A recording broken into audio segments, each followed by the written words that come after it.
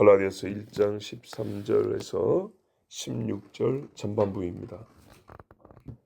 내가 이전에 유대교회에 있을 때 행한 일을 너희가 들었거니와 하나님의 교회를 심히 박해하여 멸하고 내가 내 동족 중 여러 영갑자보다 유대교를 지나치게 믿어 내 조상의 전통에 대하여 더욱 열심히 있었으나 그러나 내 어머니의 태로부터 나를 택정하시고 그의 은혜로 나를 부르신 이가 그의 아들을 이방에 전하기 위하여 그를 내 속에 나타내시기를 기뻐하셨을 때. 아멘. 내가 만일 하나님의 특별한 부르심을 받지 않았다면, 어제 그 이야기했죠. 그리스도의 계시로 직접 복음을 받은 것이 아니라면 현재 나 바울은 있을 수조차 없는 사람이다. 내 삶의 배경, 살아온 행적은 그리스도와 그리스도의 복음의 우호적인 적이 한 번도 없고, 또 어떤 사람도 나를 설득하여 그리스도인 되게 하거나 그리스도에 대하여 좋은 생각을 갖게 하지 못하였다. 나는 유대교인이다. 13절 전반부. 유대교인이다. 바벨론과 페르시아, 헬라의 지배까지 견뎌낸 위대한 믿음의 조상들에 의해서 만들어진 신앙 체계 안에서 견실하게 배우고 배운 대로 100% 살아온 사람이다. 여기 보니까 유대교란 말이 나오네요. 신학자들의 표현이 아니고 구약 신앙의 결정판이 유대교라는 겁니다. 구약 신앙과 유대교는 똑같지 않습니다. 엄밀히 말하면 똑같은 게 아니에요.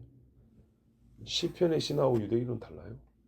신명기의 신앙하고 유대교는 다른 겁니다. 유대교는 포로 생활을 겪으면서 말하자면 그 율법을 따라 행함을 최상급으로 끌어올린 게 유대교입니다. 그러다 보니까 하나님이 시키지도 않은 것까지 많이 만들어가지고 안식일날은 몇 발자국 이삭하면 안 된다, 이딴 소리가 나오는 겁니다. 그래서 예수님이, 여러분 잘 들어보세요, 바리새인의 가르침을 다 잘못했다 한 적이 없어요. 뭐냐면 그들이 말한 바는 듣고 행해라. 그런데 그 사람들이 하고 있는 짓은 그대로 따라하지 말라 그랬어요. 네, 그렇게 말했어요. 그러니까 그러니까 바리새인들, 유대교인들이 하는 말이 다 틀린 거 아니란 말이에요. 구약의 신앙을 그대로 받은 게 있어요. 그거는 해라는 거예요. 예수님도 하라 그랬잖아요. 근데 사람의 전통과 장로의 유전, 이렇게 말한 부분이 있죠. 이 부분이 바로 유대교의 특징을 이루는 것들이에요. 구약 신앙인들보다 더 해보겠다고. 어느 정도로 더 해보겠다는 거냐? 진짜 율법을 싹 다 지켜서 이것을 주님 앞에 의롭다함을 얻어보겠다는 거. 맞아요. 말은 율법을 다 지켜 의롭다함을 얻는 거예요. 근데 그런 인간이 있어요, 없어요? 없어요. 없어. 있는 거나 잘 지키라 그래요. 근데 없는 것까지 덧붙여놨으니 이게 되겠냐 그 말이죠. 절대 안 되는 이야기죠. 그러지만 그게 된다면, 된다고 생각하는 사람, 해보겠다는 사람, 이 사람들이 되게 바리새인들이에요. 그러니까 이게 안 되는 거니까 위선이 나올 수밖에 없죠. 안 되는 걸 되게 한다고 하니까 위선이 나오는 겁니다. 근데 보통의 사람들은 그걸 감지하지 못하고 우와 열심히 있다 이렇게 보죠. 그러니까 보통의 사람들한테는 존경받던 사람들이었어요. 그러니까 바리새인 되겠다는 사람도 많고 바리새인을 선생님이라고 불렀죠. 배우기도 하고 따라하기도 하고. 근데 안 되는 거니까 이게 위선자들인데, 그 위선자들 중에 위선자가 아닌 것 같이 보인 자가 바로 바울이에요. 젊을 때 바울. 얼마나 대단한 사람인가 봐보세요. 진짜로 다 지킨 것 같이 보인 사람이 바울이라고. 그런데 그런 사상 자체가 틀려먹은 거기 때문에 이거는 쫓아서는 안 되는 거였습니다.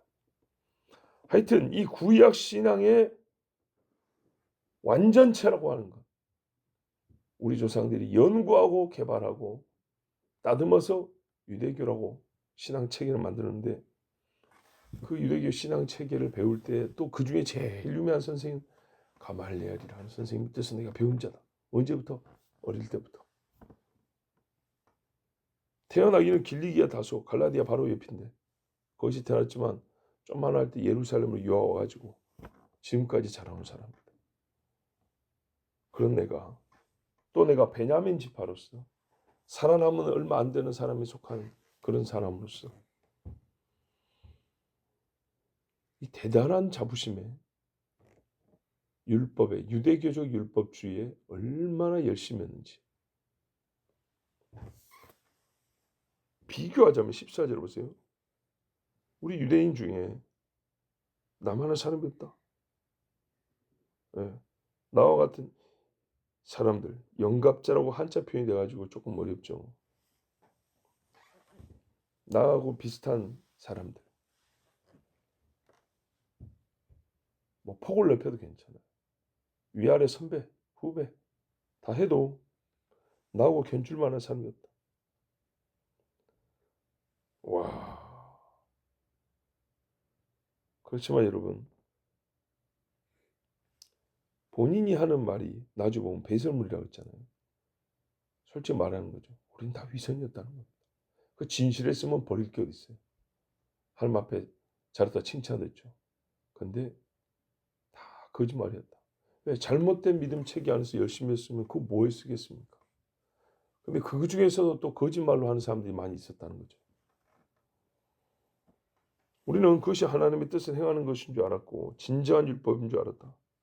그러니 순전한 마음을 가진 사람들 입장에서는 얼마나 열심을 했겠냐. 왜? 나의 구원이 달렸고 우리 민족의 구원. 소극적으로 말해도 다시는 이방에 잡히지 않겠다. 이런 열심으로 믿었으니 이게 목숨을 걸고 믿었으니 얼마나 열심히 했겠냐. 근데 이거를 누가 깨뜨리고 나를 거기서 끄집어낼 수 있겠냐. 사람으로서는 불가능하다는 얘기입니다.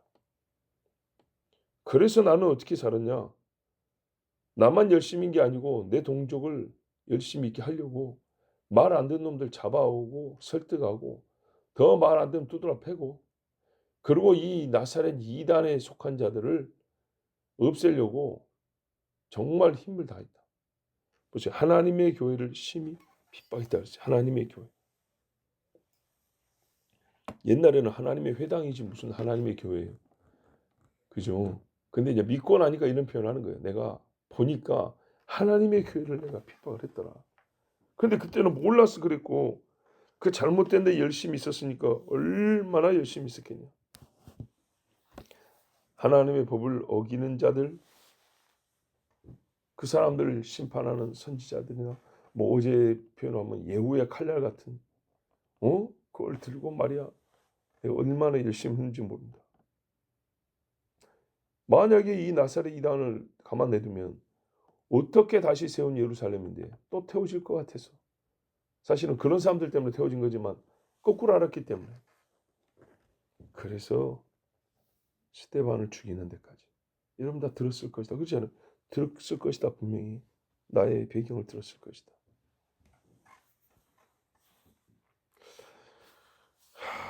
그러므로 나는 결론이 뭡니까? 그리스도인이 될 수 없는 자였다. 누구도 교육으로 나를 변화시킬 수 없었다. 사람의 변화는 여러분 후천적 교육이 굉장히 중요합니다. 네. 어제 우리 권사님들 전도하는데 이런 말씀했어요. 한국 사람같이 생겼는데 미국에서 살고 왔다 그러더라고요. 그 사람은 한국말보다 영어를 더 잘하겠죠. 예. 후천적 교육이 너무너무 중요합니다. 어떤 영국 여자 배우가 미국 남자랑 결혼을 했는데 딸이 영국식으로 워터 이렇게 배워놨더니 나중에 아빠 따라서 미국 좀 댕겨하더니 월러 이러더래. 혀를 굴리더래요. 그래서 기분 나쁘다고 하는데 아니 우리 영국식 영어로 워터라고 해야지 어디서 혓바닥을 굴려. 워러가 뭐예요 워러가. 이제 그 동네 사람들은 또 그런 우스개지만은 자존심 싸움을 해요. 그런데요. 이 왜 그래요? 교육의 힘이고 환경의 힘입니다. 그런데 바울은 누가 교육을 시켜서 그리스도인 되게 합니까? 교육이 필요하지만 그리스도인 됨의 결정적 역할은 절대 사람이 하는 설득이나 교육으로 되는 게 아닙니다. 하나님의 은혜로 나는 그리스도인 되었다. 하나님의 은혜로 내가 그리스도인 되었다는 것에 그 실제 있었던 과정을 말하자면 하나님이 나를 부르셨다. 부름이라는 사건이 있었다. 피할 수 없는 소리, 부인할 수 없는 상태, 눈이 멀어버리고요, 빛이 비쳐버리고요, 나를 그렇게 하나님이 불렀다. 그리고 내가 이게 이제 예정론의 실제적인 모습인데요. 아, 하나님이 나를 처음부터 택하셨구나. 그걸 믿어야지. 이러는 게 아니고 은혜로 믿은 다음에 보이는 겁니다. 그때서야 싹 뒤를 보니까 주님이 이렇게 인도하셨구나. 어디까지 올라가냐 어디까지.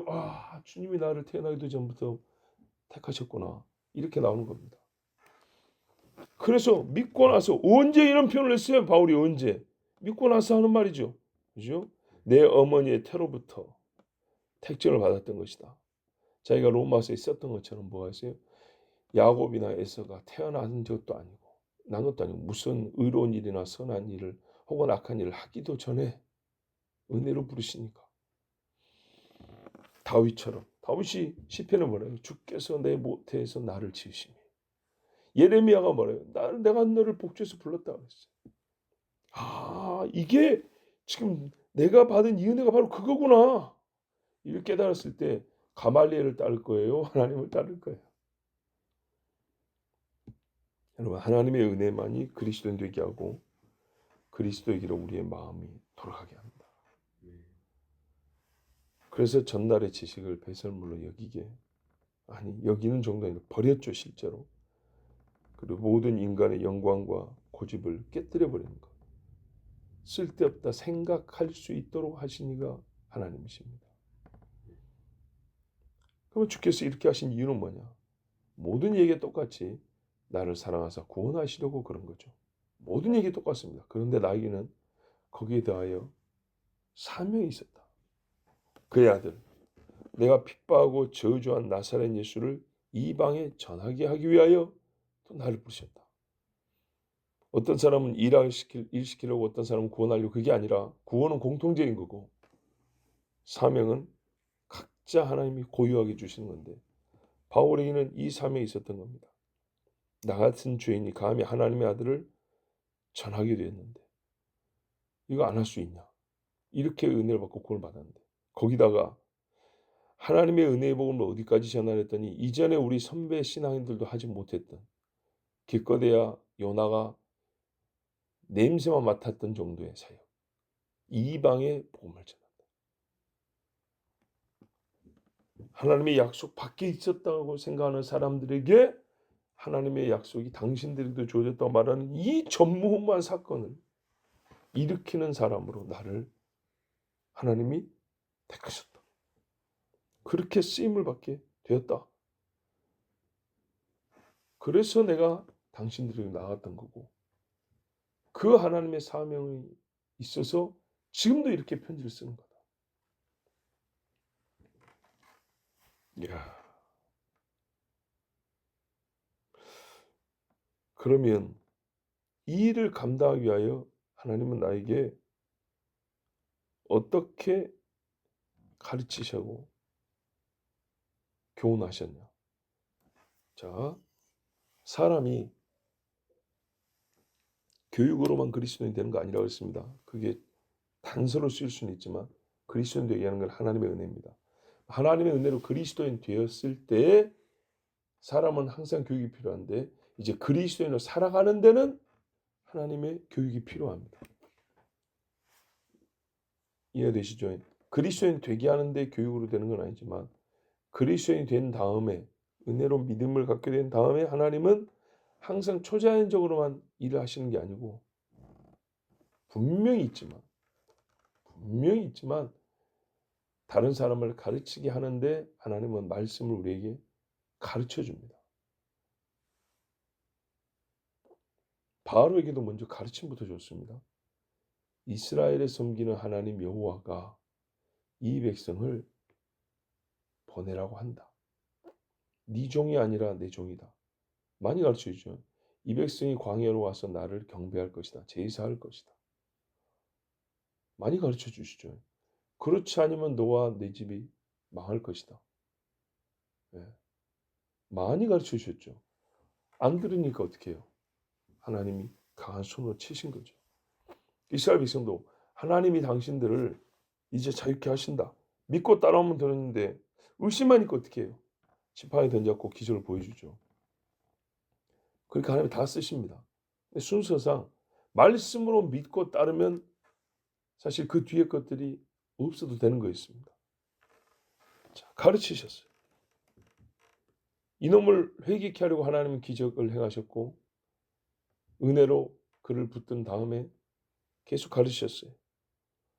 복음을 전하게 하려고 나를 교육시켰으니 어떻게 가르쳤냐? 보세요. 그가 아니죠. 그분이 그들이 아니고 그를 내 속에 나타내시기를 기뻐하셨다. 그가 누구예요? 그리스도를 내 속에 나타내다. 그렇죠. 직접적으로 계시하셨다는 겁니다. 그분의 아들을 내 속에 나타내셨다. 하나님이 내 안에 직접 계시하시는 하나님의 가르침을 따라서 내가 그리스도를 알게 됐다. 그리고 그렇게 배운 그리스도를 너희에게 전한 것이다. 그러므로 사람에게 내가 주님 앞에 부름받은 것과 사명받은 것에 대하여 논의할 필요가 없었고 간섭을 받을 일 없으며 사람을 위할 일은 더더욱 없었다. 자, 바울의 말은요 이어지고 있지만은 확신에 차 있습니다. 확신에. 진실이기 때문이죠. 그날의 경험이 진실한 만큼이나 지금까지 그 경험한 일과 일치한 삶을 살아왔기 때문에 힘이 있습니다. 우리가 가짜 경험을 즉 경험하지도 않은 걸 간증이라고 하면 힘이 없게 돼 있고요. 그 간증한 사건이 실제였더라도 지금까지 그것과 안 맞게 살아왔다면 누가 그 이야기 꺼낼까 봐 왜 부끄러워서 힘이 없게 돼 있어요. 근데 그날의 사건도 진실이었고 그 사건과 일치하게 살아온 나의 삶도 진실하다 이 말. 그러니까 힘이 있습니다. 현재 나는 그래서 사도요. 그리스도의 사도요 종이다. 모든 그리스도인이 경험한 그 은혜의 체험, 회심의 체험과 소명의 경험이 있고 그리고 하나님의 특별한 계시를 따라 그리스도의 복음을 받고 전한 것이다. 여기에 한 가지라도 옛날에 율법도 철저히 지켰던 사람이잖아요. 이 나의 사명 수행에 있어서도 나는 추후에 거짓말이나 불성실함이 없었다. 참 멋집니다. 그래서 바울의 논증이 이제 우리는 아직 다 듣지 못하고 이제 가는 중이지만 여기까지만 하더라도 우리가 은혜가 참 많이 되는데 좀 부끄럽게도 이런 바울의 말을 들어보면 우리 자신이 이렇게 좀 비추어집니다. 그리스도의 사람이고 종이라면 누구든지 회심의 체험과 소명의 경험이 있습니다. 그리스도의 사람이 종이라면 진짜 그렇다면. 근데 우리 사는 시대는 다른 때보다 더욱 바울에게는 있는 이것이 없으면서도 바울보다 더 뛰어난 것처럼 주장하는 자칭 그리스도의 종들이 많습니다. 그래서 나는 이런 생각을 해봅니다. 우리에게야말로 사도성 논란이 좀 필요하지 않나. 무슨 뜻인지 다 아시겠죠?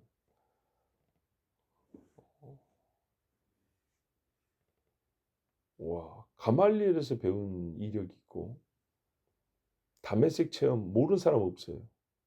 그런데도 저 사람이 진짜 사도가 맞냐라고 물어보는 인간들이 있는데 이건 뭐 신학교만 나왔다 그러고 조금 또 뭐 이름 있는 신학교 졸업했다 그러면 그냥 옛날 사도들보다 더 믿어줘 버리는. 과연 그래도 되는 건가? 이 대대적으로 목회성 논란이 좀 있어야 되는 거 아닌가? 이 교회를 혼란스럽게 하려는 게 아니고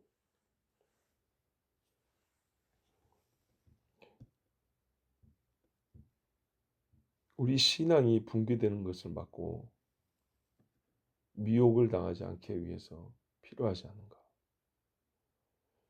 이 말이 바울이 자기 사도성을 주장하는 것이지만 동시에 저짝애들 한번 확인해 보자. 그 말이 내포되어 있지 않습니까? 자들은 뭐가 있냐 도대체? 그리스도가 불렀냐? 누구한테 배웠냐? 어떻게 살아왔냐? 무엇을 주장하느냐? 왜?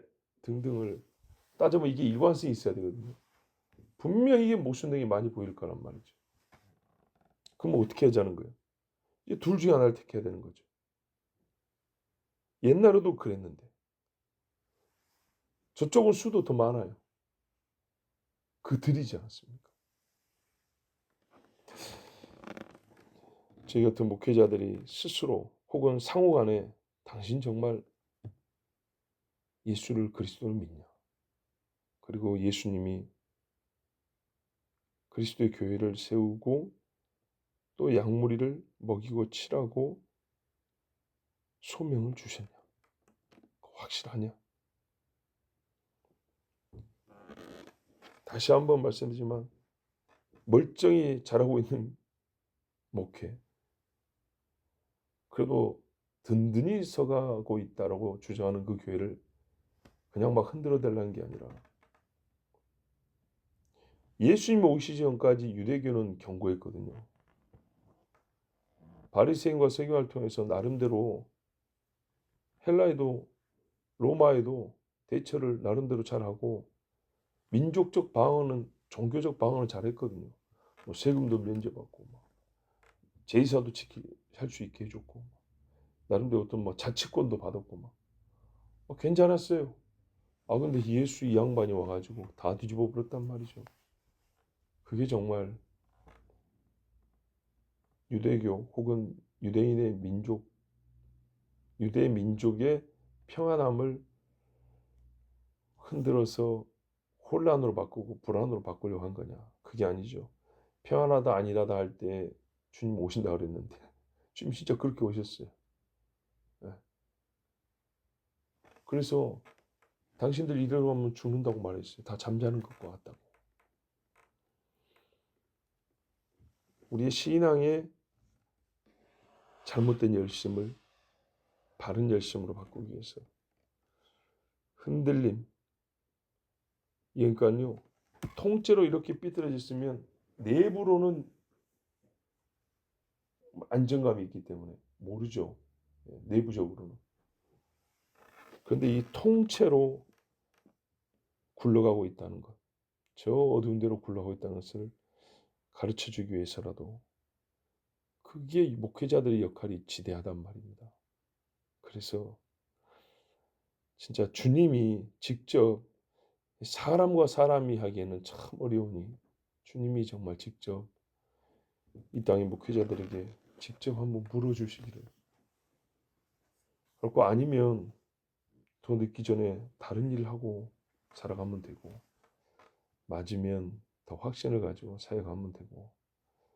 아니 바울 한 사람만 바뀌어도 이렇게 지축이 흔들리는데 한 100명, 1000명 바뀌면 얼마나 대단한 일이 벌어지겠습니까? 미혹이 많은 시대라 해서 바울의 자신의 차고 있기만 해도 힘이 나는 뭔가 이 영적인 막 덩달아 확신이 생기는 이런 말씀을 읽으면서 우리 시대를 한번 돌아봅니다. 이런 봐보십시오. 무지개 가운 입고 와가지고 더러운 짓 하는 사람에게 안수하거나 축복하는 목사라고 한 사람들을 봐보십시오. 신학교 나와가지고 금배지 달고 가가지고 국회의원 된 다음에 반하나님적인 법을 만들자고 주장하는 인간들을 봐보십시오. 정말 어느 시대보다 사도성 논란이 우리에게 필요하지 않습니까?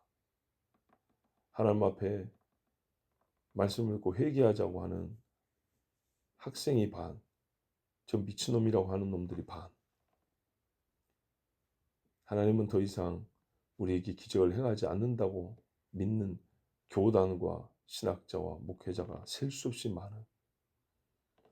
그러면서 외치기는 사도행전 29장을 외치지만 쥐뿔도 사도행전에 나타나는, 거의 표현하자면 50대 50의 말씀의 선포와 말씀의 능력이, 성령이 이렇게 초자연적인 능력이 우리에게 주신 이성을 깨우치고 양심을 살리는 말씀이면서 모든 육체가 감당하지 못할 정도의 하늘의 신령한 권능이 행해지는 이 사도행전을 읽고서도 더 이상 이런 일은 우리에게 일어나지 않는다고 주장하는, 그래서 우리의 신앙이 심히 밋밋하고 힘없게 만드는 사람들이 셀 수 없이 많은데, 각 교단마다 신학이 다르고 마치 조금 과장하면 다른 종교인 같은 정도로 그렇게 가르치는데 정말 사도성 논란이 필요하지 않습니까? 갈릴리 출신 사도나 예루살렘 출신 사도나 유대 지파 출신 사도나 비유대 지파 출신 사도나 가르친 게 똑같고 능력 행함이 똑같고 그리스도를 향한 열심이 똑같은데, 도대체 사람의 출신이나 교육 환경 배경에 따라서 얼마나 다른 말들이 많은지, 거기에 자기 정욕이 항상 밑바탕에 대해서 옛날에 바리새인과 서기관보다 더 악한 짓을 하는 사람이 많은데, 야, 사도성 논란이 필요하다라는 생각이 들었습니다. 하나님께서 교회를 사랑하셔서 바울 같은 위대한 자를 세워주시고, 또한 하나님께서 우리를 사랑하셔서 바울같이 훌륭하지는 못하지만은 그래도 바울같이 순수하고 열심 있는 종들은 남겨두셔야 된다라는 생각입니다. 여러분도 이를 위하여 같이 기도해 주시고, 또 내일 모레 며칠 있다가 있을 그 연합 예배가 우리의 양심을 치고 성도건 목회자들이건 우리의 신앙의 진실함을 다시 한번 새롭게 할 수 있는 시간이 되기를 같이 기도해 주시기 바랍니다. 기도하겠습니다. 하나님 아버지 감사합니다. 바울은 겪지 않아도 될 사도성 논란과 의심받지 않아도 될 그의 전하는 복음의 순수함을, 참됨을 애써서 시간 내서 힘을 들여서 변명해야 됐고 변증해야 됐습니다. 그러나 사실 이 일이 필요한 것은 나요. 해야 할 사람들은 우리입니다. 주님 앞에 우리는 참된 그리스도인인가? 또한 하나님이 주신 사명을 제대로 받았으며 그 일을 수행하며 부족함 정도가 아니라 악하고 게으른 자로서 행하고 있지 않은가? 아버지 하나님, 우리 자신을 꼭 돌아보고 바울은 아니지만 바울처럼이라도 살아갈 수 있는, 행할 수 있는 종들이 되게 해주시옵소서. 그리스도의 교회를 위하여, 한때는 하나님의 교회를 알지 못하고 박해하는 자였으나 하나님의 은혜로 그리스도인이 된 다음에는 그리스도의 교회를 위하여 자기 몸을 부수어지기까지 내주었습니다. 참 부끄럽게 만드는 말씀입니다. 그러나 이것이 바로 그리스도인요 그리스도의 사도가 하는 일입니다. 우리로 하여금 바울을 본받아 주와 주의 교회를 위하여 우리 모든 것을 다 드릴 수 있게 하여 주시옵소서. 과연 우리가 사람에게서 배운 것이 아니고 사람에서 난 것이 아님을 믿는다면 철저히 그리스도 예수께만 복종케 하여 주시고 항상 하나님의 말씀을 따라서 살아가고 사명을 행할 수 있도록 주님 도와주시옵소서. 주께서 사도성의 문제를 제기하실 때 우리가 주님 앞에서 그래도 낙제 점수는 받지 않도록 주여 우리를 붙들어 주시옵소서. 심히 작은 자들입니다. 이번 27일 날 연합 예배에서 우리의 허물과 죄를 회개하고 하나님이 주신 사명이 있다면 정말 사명에 대한 열심을 새롭게 하고 성령의 충만함을 받아서 이 마지막 때에도 빛으로 살아가는 하나님의 사람들 되게 하옵소서. 예수님의 이름으로 기도하옵나이다. 아멘.